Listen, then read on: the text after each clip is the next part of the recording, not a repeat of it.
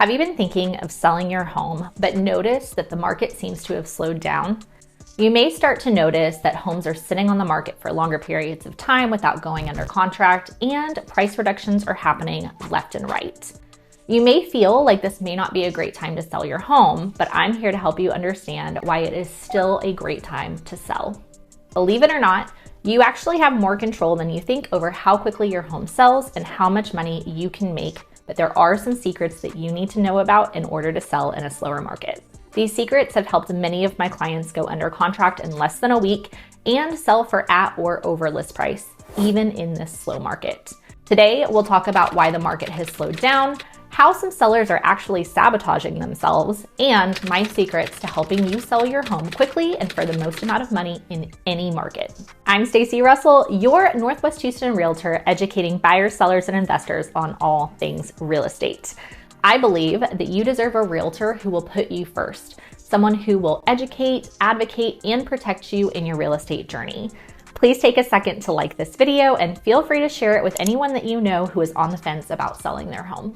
Put your questions in the comments below so that we can connect and I can better understand your specific situation. First up, let's talk about the slowed market that we're experiencing right now. By now, most of us are aware that this is not the 2020-2021 market. But honestly, that market was not sustainable, and it's a big reason of why we're experiencing the market that we're in now. During that time, sellers could literally list their home on any given day, and within 24 hours, they would have 15 or more offers in hand. Marketing and open houses didn't really need to happen, and bidding wars continued to drive sales prices up. Most buyers felt like they needed to waive inspections and appraisals in order to get their offer accepted, and you better have cash, or at least at a minimum, a pre-approval with conventional loan terms. It was truly a seller's market, and many buyers got priced out. Then interest rates started to rapidly increase, and it took a while, but eventually the market did slow down. Flash forward to today's market. As I'm recording this video, it's mid-October, which is Q4, and statistically one of the slowest times of the year to buy or sell real estate. It's also a very strange market because we have low inventory and high sales prices, which is a characteristic of a seller's market. But rates are so high that less buyers are competing for homes, and buyers are actually able to ask for more things in their offers, which is a characteristic of a buyer's market. Many listings that are on the market now have been sabotaging themselves, and in turn, their homes are sitting on the market longer and they have to drop the price one or more times before they even see an offer. There are 3 reasons why I believe that sellers are sabotaging themselves in this current market. Number 1 is that they're not interviewing agents to find the one that will help them market their property successfully in order to sell quickly and for the most amount of money. Number 2 is that they're pricing their home like it's the 2020-2021 market. And number 3 is that they haven't done the legwork to make sure that their home is as appealing as possible to buyers. My secrets to selling your home in a slower market are actually tied in with a lot of ways that sellers are sabotaging themselves today. Secret number 1 is to interview different agents. A great listing agent will be your advocate and your best resource. They will answer questions for you, help you look at data to price your home competitively, help you prep your home for sale, market your property, communicate with buyers agents, negotiate on your behalf, and get you from pre-listing to the closing table with clear communication and realistic expectations. You'll want to interview different agents to get a feel for personality types and how each agent plans to help you successfully sell your home. Trust me when I tell you that this is not the market to trust your cousin's best friend who has sold 2 homes in 10 years. And honestly, there's really never a market where that's okay. Instead, this is the market where you get to take control of your largest investment and make an educated decision on who can help you protect that investment. If you want more information on the importance of interviewing multiple agents, be sure to take a look at this video and let me know what questions you have. Secret number 2 is to price your home competitively from the beginning. Pricing your home that is appropriate and realistic for today's market has never been more important. Most homeowners have some kind of emotional attachment to their home, and they've seen home prices skyrocket over the past few years. So obviously it makes sense that sellers want to price their homes high. But in this market, pricing your home too high can result in homes that sit on the market without going under contract and never see an offer. The good news is, Even in this slower market, prices, at least in my area of Northwest Houston, have not really gone down. So it's not necessary to price your home super high. Pricing your home should be a data-driven decision. And when I have a listing appointment with prospective sellers, we sit down together and I show them a list of properties that an appraiser would consider comparable.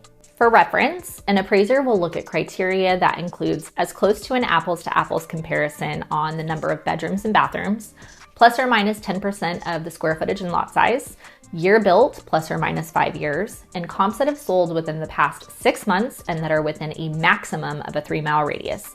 But really, if we can narrow it down to the specific neighborhood, that's even better. Once we review this data together, we'll look through pictures on the MLS of comparable properties to see which homes have similar interior and exterior features. Ultimately, that helps us narrow it down to a few comps that help the seller set a realistic list price. These numbers may or may not be what you were expecting to sell your home for, but the fact is that these numbers are data-driven, not emotional. Pricing your home higher than the comps that have sold will typically result in your home sitting on the market for longer periods of time, or worse, an appraisal that comes in low on an offer that you did receive. Secret number 3 is kind of like a twofer. So you want to make sure that you are doing the legwork to prep your home for sale and then let your agent help you. Prepping your home for sale is a huge step that can be the difference in the amount of offers you receive, the sales price of those offers, and the amount of time it takes for you to go under contract. I've seen a lot of listings hit the market that have not been properly prepped. You only get one chance to make a good first impression, so make sure that you're putting in the effort to attract as many buyers as possible to your home. Prepping your home for sale includes updating items that will add value in the eyes of the buyer, refreshing interior and exterior paint, adding curb appeal by cleaning out flower beds and adding mulch, decluttering, organizing and depersonalizing, deep cleaning, staging either virtually or physically, and of course, getting professional photography taken. If you want a really good video on how to prep your home for sale without spending a ton of money, be sure to check out this video. But the work doesn't stop there. Once your home is officially on the market and people can see the beautiful listing pictures, showings will start.